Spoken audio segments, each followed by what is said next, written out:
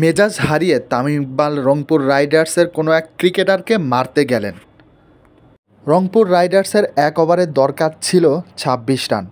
কাইল মায়ার্সকে মেরে ধরে এক ওভারে ২৬ রান নিলেন রংপুর রাইডার্সের ক্যাপ্টেন নুরুল হাসান সোহান। তখনই মাঠের বাহিরে ঘটল এক অনাকাঙ্ক্ষিত ঘটনা।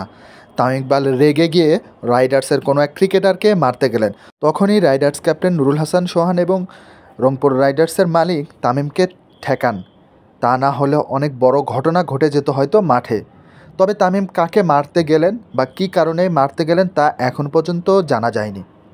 জেতা ম্যাচ হারার কারণে তামিম অনেক রেগে যান। কাইল মায়ার্সের বোলিং দেখে মাথায় হাত তামিমের, তাই তো অনেক রাগ হয়েছিল তামিমের। কিন্তু কী কারণে রংপুর রাইডার্সের ক্রিকেটারকে মারতে গেলেন সেটা এখনও জানা যায়নি।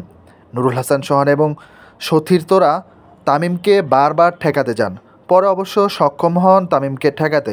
এরপর আর কোনো অনাকাঙ্ক্ষিত ঘটনা ঘটেনি।